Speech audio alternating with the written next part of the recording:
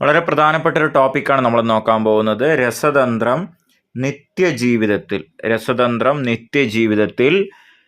വളരെ പ്രധാനപ്പെട്ടൊരു ടോപ്പിക്കാണ്. നമ്മൾ 16ാമത്തെ ചാപ്റ്ററാണ് SCERT ടെക്സ്റ്റിലെ 16ാമത്തെ ചാപ്റ്ററാണ്.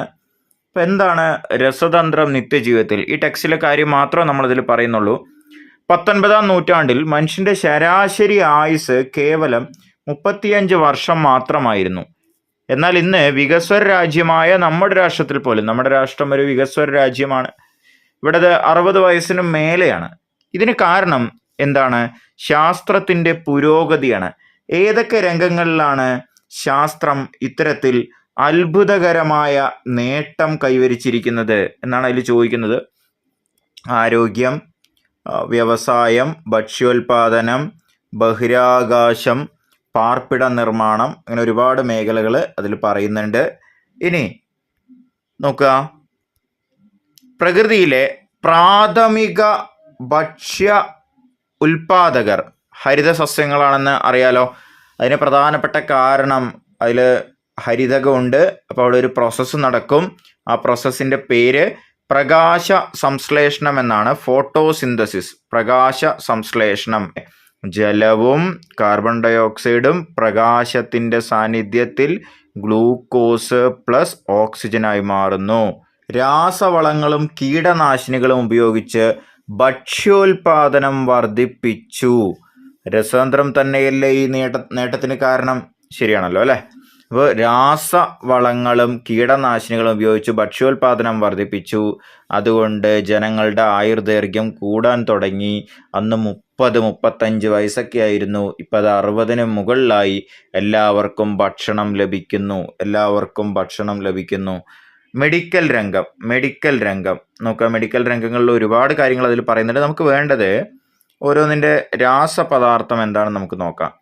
Aspirin 2 acetoxy benzoic acid. Aspirin എന്ന് പറയുമ്പോൾ 2 അസറ്റോക്സി ബെൻസോയിക് ആസിഡ്. പാരസെറ്റാമോൾ, നമ്മളെല്ലാവരും ജീവിതത്തിൽ ഒരു തവണയെങ്കിലും നിർബന്ധമായിട്ടും കഴിച്ചിട്ടുണ്ടാവുന്ന ഗുളികയാണ് ഇത്, പാരസെറ്റാമോൾ. എന്താണത്? രാസപദാർത്ഥം. എന്താണ് അതിന് പറയുക? പഠിച്ചു വയ്ക്കുക. 4 അസറ്റാമിഡോഫിനോൾ. എന്താണ്? 4 അസറ്റാമിഡോഫിനോൾ. നോക്കുക, എന്താണ് അനാൽജസിക്? ഇത് ചേരുമ്പോൾ ചേർക്കാൻ വേണ്ടി ചോദിക്കും. വളരെ ഇമ്പോർട്ടൻ്റ് ആണ്. വേദന കുറയ്ക്കൽ. എന്താണ് ആൻറ്റിപൈററ്റിക്കുകൾ? ശരീര താപനില കുറയ്ക്കുക. ഇനി എന്താണ് ആൻറ്റിസെപ്റ്റിക്കുകൾ? ശരീരകോശങ്ങൾക്ക് കേടുകൂടാതെ സൂക്ഷ്മാണുക്കളെ നിയന്ത്രിക്കുന്നതിന്, ശരീരകോശങ്ങൾക്ക് കേടുണ്ടാക്കാതെ സൂക്ഷ്മാണുക്കളെ നിയന്ത്രിക്കുന്നത്. എന്താണ് ആൻറ്റാസിഡുകൾ? അസിഡിറ്റി കുറയ്ക്കുവാൻ. എന്താണ് ആൻറ്റിബയോട്ടിക്? രോഗകാരികളായ സൂക്ഷ്മാണുക്കളെ നശിപ്പിക്കുന്നതിനും അവയുടെ വളർച്ച തടയുന്നതിനും. ഒന്നുകൂടെ പറയാ. അനാൽജസിക് വേദന കുറയ്ക്കുക, ആൻറ്റിപൈററ്റിക് ശരീര താപനില കുറയ്ക്കുക, ആൻറ്റിസെപ്റ്റിക് ശരീരകോശങ്ങൾക്ക് കേടുണ്ടാക്കാതെ സൂക്ഷ്മാണുക്കളെ നിയന്ത്രിക്കുക, ആൻറ്റാസിഡ് അസിഡിറ്റി കുറയ്ക്കുക, ആൻറ്റിബയോട്ടിക് രോഗകാരികളായ സൂക്ഷ്മാണുക്കളെ നശിപ്പിക്കുന്നതിനും അവയുടെ വളർച്ച തടയുന്നതിനും. ഒന്ന് സ്ക്രീൻഷോട്ട് എടുത്തേക്കുക. വളരെ ഇമ്പോർട്ടൻ്റ് ആണ്. ഇനി ക്ലിനിക്കൽ ടെസ്റ്റിനെ കുറിച്ച് അതിൽ പറയുന്നുണ്ട്. ക്ലിനിക്കൽ ടെസ്റ്റ്, രോഗനിർണയത്തിനായി ധാരാളം പരിശോധനകൾ ചെയ്യാറുണ്ടല്ലോ എന്ന് പറഞ്ഞിട്ട്. അപ്പോൾ ഗ്ലൂക്കോസ് ടെസ്റ്റ് എന്ന് പറഞ്ഞിട്ടൊരു ടെസ്റ്റ് അതിൽ കൊടുത്തിട്ടുണ്ട്. ഗ്ലൂക്കോസ് ടെസ്റ്റ് അതിന് ഏത് ലായനിയാണ് ഉപയോഗിക്കുക എന്നുള്ളത് സ്ഥിരം ചോദിക്കും. എന്താണ്? ബെനഡിക്റ്റ് ലായനി എന്ന് മാർക്ക് ചെയ്യുക കേട്ടോ. ബെനഡിക്റ്റ്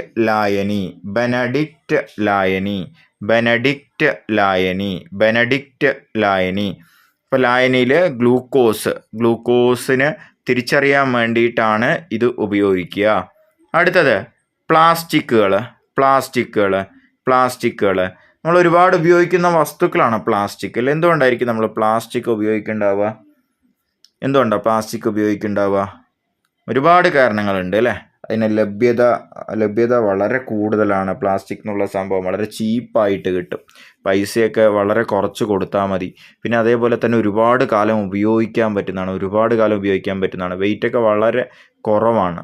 യൂസർ ഫ്രണ്ട്ലി എന്നൊക്കെ പറയില്ല. പക്ഷേ അതിൻ്റെ പ്രശ്നം എന്താണെന്ന് പറഞ്ഞു വെച്ചാൽ അത് നശിപ്പിക്കണമെങ്കിൽ അല്ലെങ്കിൽ അത് ഇല്ലായ്മ ചെയ്യണമെങ്കിൽ അത് ഭയങ്കര കഷ്ടമുള്ളൊരു കാര്യമാണ് അല്ലേ. അപ്പോൾ എന്താണ് പ്ലാസ്റ്റിക്കിനെ കുറിച്ച് ഇതിൽ പറയുന്നത് നമുക്ക് നോക്കാം. പ്ലാസ്റ്റിക്കും വനവും എന്ന് പറഞ്ഞിട്ട് കൊടുത്തിട്ടുണ്ട്. ഒരുപാട് പാരിസ്ഥിതിക പ്രശ്നങ്ങൾ ഉണ്ടാക്കും എന്ന് പറയുന്നുണ്ട്. ഇനി പ്ലാസ്റ്റിക്കും സ്പോർട്സിൽ സിന്തറ്റിക് ട്രാക്കുകൾ അല്ലേ, സിന്തറ്റിക് ട്രാക്കുകളുടെ നിർമ്മാണത്തിന് ഉപയോഗിക്കുന്നുണ്ട്? പ്ലാസ്റ്റിക്കുകൾ ഉപയോഗിക്കുന്നുണ്ട്, സിന്തറ്റിക് ട്രാക്കുകൾ. ഇനി അതേപോലെ തന്നെ ഇവിടെ നോക്കുക, വളരെ ഇമ്പോർട്ടൻ്റ് ആണ്, ഇതൊന്ന് മാർക്ക് ചെയ്യുക കേട്ടോ. CFRP carbon fibre reinforced plastic എന്നോട് പറയാ. CFRP carbon fibre reinforced plastic ഉരുക്കിനേക്കാൾ ദൃഢതയുള്ളതും ഭാരക്കുറവ്, അതാണ് അവിടെ നോട്ട് ചെയ്യേണ്ട പോയിന്റ്, ഭാരക്കുറവുള്ളതും ഉയർന്ന താപനില താങ്ങുന്നതും ഈട് നിൽക്കുന്നതുമായ CFRP carbon fibre reinforced plastic aircraft, nuclear reactor, sports ഉപകരണങ്ങൾ, സ്പേസ് ഷിപ്പ് തുടങ്ങിയവയിൽ ഉപയോഗിക്കുന്ന സംഭവം എന്ത്? CFRP. ഇപ്പോൾ പോൾ വാൾട്ടിലെ പോളൊക്കെ നിർമ്മിക്കാൻ വേണ്ടിയിട്ട് അല്ലേ. ഇനി മോണോമറുകൾ കൂടി ചേർന്നിട്ടാണ് പോളിമറൈസ് ചെയ്തിട്ടാണ് പോളിമറുകൾ ഉണ്ടാവുക എന്ന് നിങ്ങൾക്ക് അറിയാം. നോക്കുക, PVC ഏതാണ് അതിൻ്റെ മോണോമർ? വിനൈൽ ക്ലോറൈഡ് അല്ലേ. പോളിയെത്തിലീൻ അപ്പോൾ ഏതാണ്? ഈഥീൻ. Bakelite, phenol formaldehyde.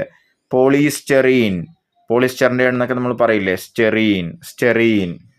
ഇപ്പോൾ പ്ലാസ്റ്റിക്കുകൾ തെർമോ പ്ലാസ്റ്റിക് ഉണ്ട്, തെർമോ സെറ്റിങ്സ് പ്ലാസ്റ്റിക് ഉണ്ട്. അത് വളരെ ഇമ്പോർട്ടൻ്റ് ആണ്. ആ ക്ലാസിഫിക്കേഷൻ നിങ്ങൾ നിർബന്ധമായും പഠിക്കണം. തെർമോ പ്ലാസ്റ്റിക്കും തെർമോ സെറ്റിംഗ് പ്ലാസ്റ്റിക്കും എത്ര തവണ വേണമെങ്കിലും ചൂടാക്കിയും തണുപ്പിച്ചും രൂപവ്യത്യാസം വരുത്താവുന്ന പ്ലാസ്റ്റിക്കുകളെ തെർമോ പ്ലാസ്റ്റിക്സ് എന്ന് വിളിക്കുന്നു. ഇവയിൽ ഭൗതിക മാറ്റമാണ് സംഭവിക്കുന്നത്. എന്ത് മാറ്റമാണ്? ഭൗതിക മാറ്റമാണ് സംഭവിക്കുന്നത്. PVC ഒക്കെ അതിന് എക്സാമ്പിളാണ്, അതിൽ കൊടുത്തിട്ടുണ്ട്. അപ്പം തെർമോ പ്ലാസ്റ്റിക് എന്ന് പറയുമ്പോൾ വീണ്ടും നമുക്കതിൽ മാറ്റം വരുത്താൻ പറ്റും. ഇപ്പോൾ തെർമോ പ്ലാസ്റ്റിക്കിന് എക്സാമ്പിൾ നോക്കുക, PVC, പോളിത്തീൻ, നൈലോൺ, പോളിസ്റ്റെറീൻ. ഇനി ചില പ്ലാസ്റ്റിക്കുകൾ ചൂടാക്കുമ്പോൾ രാസമാറ്റം സംഭവിക്കുന്നു. അതിനാൽ അത് ഒരു തവണ ചൂടാക്കി കഴിഞ്ഞ് വേറൊരു ഫോമിലേക്ക് മാറ്റിക്കഴിഞ്ഞാൽ പിന്നെ അത് പഴയ പോലെ ആക്കി മാറ്റാനോ അല്ലെങ്കിൽ വേറെ എന്തെങ്കിലും മാറ്റം വരുത്താനോ പറ്റില്ല. ഇവയെ തെർമോ സെറ്റിംഗ് പ്ലാസ്റ്റിക് എന്ന് പറയും. ഇപ്പോൾ ഉദാഹരണം ബേക്കലൈറ്റ്, യൂറിയ ഫോർമാൽഡിഹൈഡ്, ടെറിലിൻ. അപ്പോൾ നിങ്ങൾ ഈ വ്യത്യാസം കൃത്യമായിട്ട് അറിഞ്ഞിരിക്കണം. തെർമോ പ്ലാസ്റ്റിക് എന്ന് പറയുമ്പോൾ എത്ര തവണ ആണെങ്കിലും നമുക്കതിൽ ചൂടൊക്കെ കൊടുത്തിട്ട് അതിന് മാറ്റം വരുത്താൻ പറ്റും. തെർമോ സെറ്റിംഗ് പ്ലാസ്റ്റിക് എന്ന് പറഞ്ഞു വെച്ചാൽ ഒരു തവണ മാറ്റം വരുത്തി കഴിഞ്ഞാൽ പിന്നെ അത് മാറ്റം വരുത്താൻ പറ്റില്ല. അതിൽ രാസമാറ്റമാണ് സംഭവിക്കുന്നത്. തെർമോ സെറ്റിങ്ങിൽ, തെർമോ പ്ലാസ്റ്റിക്കിൽ എന്താണ്? ഭൗതിക മാറ്റമാണ് സംഭവിക്കുന്നത്. ഈ രണ്ട് തമ്മിലുള്ള വ്യത്യാസം ഇതാണ്. ഇനി അതിൻ്റെ എക്സാമ്പിൾ നോക്കണം. Thermo plastic polythene, PVC, nylon, polystyrene. Thermo setting plastic bakelite, urea formaldehyde, terylene. വളരെ ഇമ്പോർട്ടൻ്റ് ആണ്. ഇപ്പോൾ തെർമോ പ്ലാസ്റ്റിക് ആണോ തെർമോ സെറ്റിംഗ് പ്ലാസ്റ്റിക് ആണോ എളുപ്പം റീസൈക്കിൾ ചെയ്യാൻ പറ്റുക? നോക്കുക, ഭൗതിക മാറ്റം വരുന്നതല്ലേ പെട്ടെന്ന് റീസൈക്കിൾ ചെയ്യാൻ പറ്റുക. അപ്പോൾ അത് ഏതായിരിക്കും? അങ്ങനെ റീയൂസ് ചെയ്യാൻ പറ്റുന്ന സംഭവങ്ങൾ വേണം കൂടുതൽ ഉപയോഗിക്കാൻ എന്നാണ് പറയുന്നത്. ഇനി ജൈവ വിഘടന സാധ്യതയുള്ള പ്ലാസ്റ്റിക്. അപ്പോൾ ആന്തരിക അവയവങ്ങളുടെ ശസ്ത്രക്രിയയ്ക്ക് ഉപയോഗിക്കുന്ന നൂലുകൾ ശരീരത്തിൽ ആഗിരണം ചെയ്യപ്പെടുമല്ലോ, നമ്മൾ സ്റ്റിച്ച് ചെയ്യുക എന്ന് പറയുന്ന സംഭവം. ഇതേപോലെ ജൈവ വിഘടനം സംഭവിച്ച് മണ്ണിൽ ലയിച്ചു തരുന്ന പ്ലാസ്റ്റിക്കുകൾ നിർമ്മിക്കപ്പെട്ടിട്ടുണ്ട്. അപ്പോൾ അത് ഉപയോഗിക്കുകയാണ് കുറച്ചുകൂടെ നല്ലത് എന്നാണ് പറയുന്നത്. അത് ഉപയോഗിക്കുകയാണ് കുറച്ചുകൂടെ നല്ലത് എന്നതിൽ പറഞ്ഞു പോവാണ് അവർ. അപ്പോൾ ഖരമാലിന്യ സംസ്കരണത്തെക്കുറിച്ച് പറയുന്നുണ്ട്. Use and dispose. അത് ജസ്റ്റ് കുറച്ച് പോയിന്റ്സ് ആണ്. നമുക്ക് എക്സാം പോയിന്റ് ഓഫ് വ്യൂവിൽ അത്ര ഇമ്പോർട്ടൻ്റ് ആയിട്ടുള്ള സംഭവമല്ല. ഇനി അവർ പറയുന്നത് കീടനാശിനികളെ കുറിച്ചാണ്. മുൻകാലങ്ങളിൽ നമ്മൾ ഉപയോഗിച്ചത്, കീടങ്ങളെ നിയന്ത്രിക്കാൻ വേണ്ടി ഉപയോഗിച്ചത് പുകയില കഷായവും വെളുത്തുള്ളി കഷായമൊക്കെയാണ്. ഇപ്പം അത് മാറി എന്ന് പറയുന്നുണ്ട്. ഒരു ബുക്ക് നിങ്ങൾ പഠിച്ചു വെക്കണം, സൈലന്റ് സ്പ്രിംഗ്, റേച്ചൽ കേഴ്സന്റെ സൈലന്റ് സ്പ്രിംഗ്, നിശബ്ദ വസന്തം. അതിലെ പ്രതിപാദ്യ വിഷയം എന്താണെന്ന് ചോദിക്കും. എന്താണ്? കീടനാശിനികളെ കുറിച്ച്. തവളകളെ കാണാനില്ല എന്നൊക്കെ പറഞ്ഞിട്ട് അതിൽ കൊടുത്തിട്ടുണ്ട്.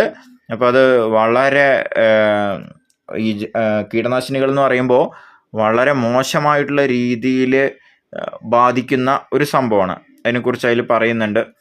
ഇനി നോക്കുക, എൻഡോസൾഫാൻ, മാലത്തയോൺ. എൻഡോസൾഫാൻ്റെ പ്രധാന ഘടകം ഓർഗനോക്ലോറൈഡ്. മാലത്തയോണിൻ്റെ ഓർഗനോഫോസ്ഫേറ്റ്. ഇതെവിടെയാണ് ഉപയോഗിക്കുക എന്നൊക്കെ പറഞ്ഞിട്ടുണ്ട്. ഇനി ഇത് 6 വർഷം വരെയാണ് ഒന്നാമത്തത് എൻഡോസൾഫാൻ. മാലത്തിയോൺ എത്രയാണ്? 3 മാസം വരെ അതിൻ്റെ വീര്യം ഉണ്ടാവും. അപ്പോൾ അതിൽ ഈ എൻഡോസൾഫാന് ഉപയോഗിച്ചിട്ട് ഒരുപാട് പേർക്ക് ഒരുപാട് പ്രശ്നം വന്നിട്ടുണ്ട്. അപ്പോൾ അതിൽ കാസർഗോഡിലെ ഫോട്ടോ ഒക്കെയാണ് അതിൽ കാണിച്ചിട്ടുള്ളത്. ഓക്കെ, അടുത്തത് സിമൻറ്റ്. സിമൻറ്റിനെ കുറിച്ച് നമ്മൾ പറഞ്ഞിട്ടുണ്ട്. അറിയാം നിങ്ങൾക്ക്. കെട്ടിട നിർമ്മാണത്തിന് ഉപയോഗിക്കുന്ന ഒരു പ്രധാന വസ്തുവാണ് എന്ത്? സിമൻറ്റ്. ഇപ്പോൾ സിമൻറ്റ് നിർമ്മിക്കുന്നതിന് ചുണ്ണാമ്പ്, കളിമണ്ണ് ഇതെല്ലാം 1500 ഡിഗ്രി സെൽഷ്യസിൽ റോട്ടറി ചൂളയിൽ ചൂടായി കഴിഞ്ഞിട്ട് അസംസ്കൃത വസ്തുക്കൾ പ്രവർത്തിച്ചുണ്ടാകുന്ന സിമൻറ്റ് ക്ലിങ്കർ കട്ടകൾ 2% ജിപ്സം. ഇപ്പോൾ ജിപ്സം എന്താണെന്ന് നോക്കുക. കാൽസ്യം സൾഫേറ്റ് ചേർത്ത് പൊടിച്ച് സിമൻ്റായി ഉപയോഗിക്കുന്നു. അപ്പോൾ ജിപ്സം എന്താണ്? Calcium sulphate. സിമൻറ്റ് ജലവുമായി പ്രവർത്തിച്ച് ഉറച്ചു കട്ടിയാകുന്ന പ്രവർത്തനമാണ് സെറ്റിംഗ്. ഇപ്പോൾ എന്താണ് സെറ്റിംഗ് എന്ന് ചോദിക്കും. സിമൻറ്റ് ജലവുമായിട്ട് പ്രവർത്തിച്ച് ഉറച്ച് കട്ടിയാകുന്ന പ്രവർത്തനമാണ് എന്ത്? സിമൻറ്റിൻ്റെ സെറ്റിംഗ്. അപ്പോൾ സിമൻറ്റിൻ്റെ സെറ്റിംഗ് ഇത് സങ്കീർണമായ താപമോചക രാസപ്രവർത്തനമാണ്. താപം പുറത്തേക്ക് വരുന്ന രാസപ്രവർത്തനമാണ് സിമൻറ്റിൻ്റെ സെറ്റിംഗ് എന്ന് പറയുന്നത്. സിമൻറ്റിൻ്റെ സെറ്റിംഗ് സമയം നിയന്ത്രിക്കുന്നതിനാണ് എന്ത് ചേർക്കുന്നത്? ജിപ്സം ചേർക്കുന്നത്. ഇത് വളരെ ഇമ്പോർട്ടൻ്റ് ആണ്. ഇത് ചോദിക്കും. സിമൻറ്റിൻ്റെ സെറ്റിംഗ് സമയം നിയന്ത്രിക്കുന്നതിന് അതിൽ ചേർക്കുന്നത് എന്തായിരുന്നു? ജിപ്സം. അടുത്തത് ഗ്ലാസിൻ്റെ അസംസ്കൃത പദാർത്ഥങ്ങളെന്ന് നോക്കുക. മണൽ എന്ന് പറയുമ്പോൾ silica, SiO2, limestone, calcium carbonate, CaCO3, soda ash, sodium carbonate, Na2CO3. ഈ അസംസ്കൃത വസ്തുക്കൾ ഏകദേശം 1500 ഡിഗ്രി സെൽഷ്യസിൽ ഉരുക്കിയ ശേഷം അനുയോജ്യമായ അച്ചുകളിൽ ഒഴിച്ചോ ഊതി വീർപ്പിച്ചോ ആണ് വ്യത്യസ്ത ഗ്ലാസ് ഉപകരണങ്ങൾ നിർമ്മിക്കുന്നത്. ഈ ടേബിൾ വളരെ ഇമ്പോർട്ടൻ്റ് ആണ്. അതിൽ ബാക്കിയുള്ള ജസ്റ്റ് നിങ്ങളൊന്ന് വായിച്ചു നോക്കുക. അതിൽ വളരെ പ്രധാനപ്പെട്ടൊരു ഗ്ലാസ് ഞാൻ പറയാം, മിക്കവാറും എക്സാമിന് ചോദിക്കുന്നത്. ഒപ്റ്റിക് ഗ്ലാസ് അല്ലെങ്കിൽ ഫ്ലിൻറ്റ് ഗ്ലാസ് അല്ലെങ്കിൽ ഒപ്റ്റിക് ഗ്ലാസ്. ലെൻസുകൾ, പ്രിസങ്ങൾ എന്നിവ നിർമ്മിക്കാൻ വേണ്ടിയിട്ട് ഉപയോഗിക്കുന്ന ഗ്ലാസ് അതെന്ന് ചോദിക്കും. ഏതാണ്? ഒപ്റ്റിക് ഗ്ലാസ് അല്ലെങ്കിൽ ഫ്ലിൻറ്റ് ഗ്ലാസ്. ഇനി ബാക്കിയുള്ളതുണ്ട്. ലബോറട്ടറി ഉപകരണങ്ങൾ, ഫാക്ടറി ഉപകരണങ്ങളുടെ ബോറോസിലിക്കേറ്റ് ഗ്ലാസ്. ഹാർഡ് ഗ്ലാസ് പറയുമ്പോൾ ലബോറട്ടറി ഉപകരണങ്ങൾ, അടുക്കള ഉപകരണങ്ങൾ, ഫാക്ടറി അങ്ങനെയുള്ള സംഭവങ്ങളൊക്കെ. അപ്പോൾ ജസ്റ്റ് അത് നോക്കി പോവുക. പക്ഷേ അതിൽ നിർബന്ധമായിട്ടും നിങ്ങൾ സ്ട്രെസ് ചെയ്തിട്ട് പഠിക്കേണ്ടത് ഒപ്റ്റിക് ഗ്ലാസ് ആണ്, ഫ്ലിൻറ്റ് ഗ്ലാസ്. അതിന് മറ്റൊരു പേരും കൂടിയുണ്ട്. ഇതിൽ ലെഡ് ചേർക്കുന്ന കാരണം കൊണ്ട്, ലെഡ് ഓക്സൈഡ് ചേർക്കുന്ന കാരണം കൊണ്ട് എന്താണ്? ലെഡ് ഗ്ലാസ് എന്നും പറയും. അപ്പോൾ ലെൻസുകളും പ്രിസങ്ങളും നിർമ്മിക്കാൻ ഉപയോഗിക്കുന്നത് ഏത് ഗ്ലാസും കൂടിയാണ്? ലെഡ് ഗ്ലാസ് ആണ്. അതിൻ്റെ മറ്റൊരു പേരാണ് ഒപ്റ്റിക് ഗ്ലാസ്. അതിൻ്റെ മറ്റൊരു പേരാണ് ഫ്ലിൻറ്റ് ഗ്ലാസ്. സിലിക്കേറ്റ് മിശ്രിതമാണ് ഗ്ലാസ് എന്ന് പറഞ്ഞാൽ. അതിലെല്ലായാലും നിങ്ങൾക്ക് സിലിക്ക കാണാൻ പറ്റും. അപ്പോൾ ഈ ഫൈബർ ഗ്ലാസ് എന്താണ്? ഉരുക്കിനോളം ബലമുള്ള ഫൈബർ ഗ്ലാസ് ലാമിനേറ്റുകൾ നിർമ്മിക്കാൻ നമുക്ക് കഴിയും. ഓക്കെ, നോക്കുക. അപ്പോൾ അത്രയും പവർഫുള്ളായിട്ടുള്ള ഒരിതാണ്. ഇനി സേഫ്റ്റി ഗ്ലാസ് എന്ന് പറയുമ്പോൾ ചെറിയ മർദ്ദത്തിൽ അതെന്ത് ചെയ്യണം? പൊട്ടിത്തെറിച്ച് പോകണം. ഈ വാഹനങ്ങളിലൊക്കെ ഉപയോഗിക്കുന്ന ഇതാണ്. വാഹനങ്ങളൊക്കെ ഇടിച്ച് കഴിയുമ്പോൾ ആ ഗ്ലാസ് ഇങ്ങനെ ചിന്നിച്ചെതറിപ്പോകണമെന്ന് നിങ്ങൾ കണ്ടിട്ടുണ്ടാവും അല്ലേ? അപ്പോൾ അത് വേണം. അത് നമ്മുടെ സേഫ്റ്റിക്ക് വേണ്ടിയിട്ടാണ്. അപ്പോൾ അത് സേഫ്റ്റി ഗ്ലാസ്. ഇനി നിറമുള്ള ഗ്ലാസ് നമുക്ക് ഉണ്ടാക്കാൻ പറ്റും. ഇത് എക്സാമിന് ചോദിക്കും. വളരെ ഇമ്പോർട്ടൻ്റ് ആണ്, ശ്രദ്ധിച്ച് വെക്കുക. അയൺ ഓക്സൈഡ് ചുവപ്പ്, കോപ്പർ ഓക്സൈഡ് പച്ച, കൊബാൾട്ട് ഓക്സൈഡ് നീല. ഇവയെല്ലാം ഡി ബ്ലോക്ക് മൂലകങ്ങളാണ്. പീരിയോഡിക് ടേബിൾ നമ്മൾ പറഞ്ഞിട്ടുണ്ടായിരുന്നു, ശ്രദ്ധിക്കുക. അയൺ ഓക്സൈഡ് ചുവപ്പ്, കോപ്പർ ഓക്സൈഡ് പച്ച, കൊബാൾട്ട് ഓക്സൈഡ് നീല. ഒന്നുകൂടെ പറയാം. അയൺ ഓക്സൈഡ് ചുവപ്പ്, കോപ്പർ ഓക്സൈഡ് പച്ച, കൊബാൾട്ട് ഓക്സൈഡ് നീല. വളരെ ഇമ്പോർട്ടൻ്റ് ആണ്. അയൺ ചുവപ്പ്, കോപ്പർ പച്ച, കൊബാൾട്ട് നീല. ഇനി ബാക്കി അതിൽ കുറച്ച് കാര്യങ്ങൾ നമ്മൾ നേരത്തെ പറഞ്ഞ കാര്യങ്ങൾ തന്നെയാണ്. ഇനി എന്താണ് ഗ്രീൻ കെമിസ്ട്രി? എന്താണ് ഗ്രീൻ കെമിസ്ട്രി നോക്കുക. ഗ്രീൻ കെമിസ്ട്രി ശ്രദ്ധിക്കുക. ഗ്രീൻ കെമിസ്ട്രി എന്ന് പറയുമ്പോൾ നമ്മളിപ്പോൾ നേരത്തെ പറഞ്ഞു ഒരുപാട് പാരിസ്ഥിതിക പ്രശ്നങ്ങൾ ഇത് ഉണ്ടാക്കുന്നുണ്ട് അല്ലേ. ഒരുപാട് പാരിസ്ഥിതിക പ്രശ്നങ്ങൾ ഉണ്ടാക്കുന്നുണ്ട്. ശാസ്ത്രത്തിൻ്റെ പുരോഗതിയോടൊപ്പം പാരിസ്ഥിതിക പ്രശ്നങ്ങൾ ഉണ്ടാക്കുന്നുണ്ട്. ഇവ പരിഹരിക്കാനുള്ള മാർഗവും ശാസ്ത്രത്തിലുണ്ട്. പരിസ്ഥിതിക്ക് ദോഷകരമുണ്ടാക്കാതെയും ജീവജാലങ്ങളുടെ സുരക്ഷ ഉറപ്പാക്കുന്ന തരത്തിലും ഉൽപ്പന്നങ്ങൾ നിർമ്മിക്കുന്നതിൻ്റെ പ്രസക്തി ഇന്ന് വർദ്ധിച്ചു വരികയാണ്. ഇതിനായി പുതിയൊരു ശാസ്ത്രശാഖ തന്നെ രൂപപ്പെട്ടിട്ടുണ്ട്. ഇതാണ് ഹരിത രസതന്ത്രം അല്ലെങ്കിൽ ഗ്രീൻ കെമിസ്ട്രി. രാസവസ്തുക്കളുടെ നിർമ്മാണ വേളയിൽ അപകടകരമായ രാസവസ്തുക്കളെ നിരുപദ്രവകാരികളാക്കിയും ഉപകാരികളുമാക്കിക്കൊണ്ട് പരിസ്ഥിതി സൗഹാർദ്ദ ഉൽപ്പന്നങ്ങളുടെ ഒരു പുതുനിര തന്നെ സൃഷ്ടിക്കുവാൻ ഗ്രീൻ കെമിസ്ട്രി ശ്രമിക്കുന്നുണ്ട്. രസതന്ത്രം ഒരു പ്രശ്നമല്ല, പരിഹാരമാർഗമാണ് എന്ന സന്ദേശമാണ് ആര് നൽകുന്നത്? ഗ്രീൻ കെമിസ്ട്രി നൽകുന്നത്. അപ്പോൾ ഇത്രയേ ഉള്ളൂ നമ്മുടെ ചാപ്റ്റർ രസതന്ത്രം നിത്യജീവിതത്തിൽ.